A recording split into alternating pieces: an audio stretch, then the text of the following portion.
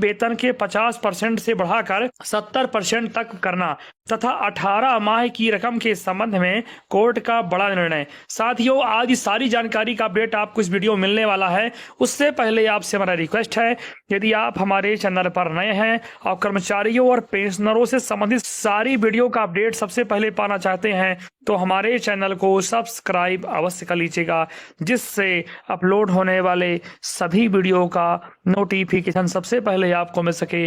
Video informative लगे तो like कीजिएगा और कमेंट में जय हिंद अवश्य लिखिएगा तथा इस वीडियो को अपने सभी साथियों को, कर्मचारियों और पेंशनरों को शेयर करना ना भूलिएगा, ताकि सभी को इस जानकारी का अपडेट आसानी से प्राप्त हो सके। आइए साथियों, वीडियो शुरू करते हैं। इस वीडियो की एक एक लाइन को ध्यान पूर्वक देखिएगा, ताकि इस माध्यम से आपको बताई गई सारी जानकारी आसानी से प्राप्त हो सके। साथियों, देश के हर कोने में बैठे सरकारी कर्मचारी और पेंशन धारक आज अपने फोन पर, बैंक के ऐप पर और स्पर्श पोर्टल पर नजर रखे हुए थे, क्योंकि नवंबर का महीना आधा बीत चुका है। सरकार का काम है नीति बनाना, लेकिन जनता के लिए मायने रखता है उसका असर। आज जब हम बात कर रहे हैं तो एक तरफ लाखों परिवारों में सुकून की सांस है कि पेंशन का पैसा खाते में आ गया, और दूसरी तरफ माता पिता हैं जो एक नए नियम के तहत अलग अलग लाइफ सर्टिफिकेट देने की तैयारी में जुटे हैं, क्योंकि कार्मिक मंत्रालय और पेंशन विभाग ने जो नया आदेश निकाला है उसने पेंशन व्यवस्था को पारदर्शी बनाने की दिशा में एक बड़ा कदम उठाए हैं। अब सवाल उठता है, आखिर क्या बदला? सरकार ने कहा है कि अगर किसी दिवंगत कर्मचारियों के माता पिता पेंशन ले रहे हैं तो दोनों को अब हर साल अलग अलग लाइफ सर्टिफिकेट देना होगा। सिर्फ एक सर्टिफिकेट से काम नहीं चलेगा, अब दोनों की पेंशन नहीं चलेगी।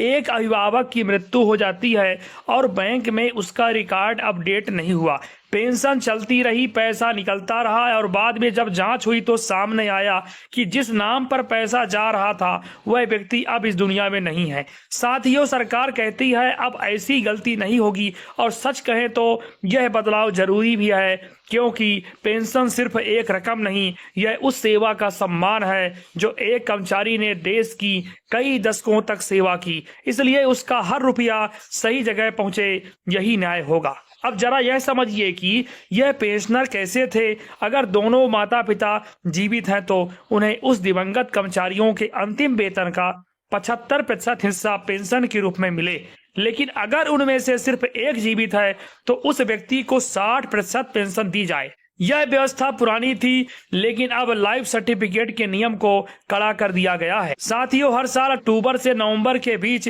यह सर्टिफिकेट देना अनिवार्य है। 80 साल से ऊपर के पेंशनर्स के लिए थोड़ी राहत है। अक्टूबर के पहले सप्ताह से लेकर नवंबर के आखिर तक कभी भी यह प्रक्रिया पूरी कर सकते हैं।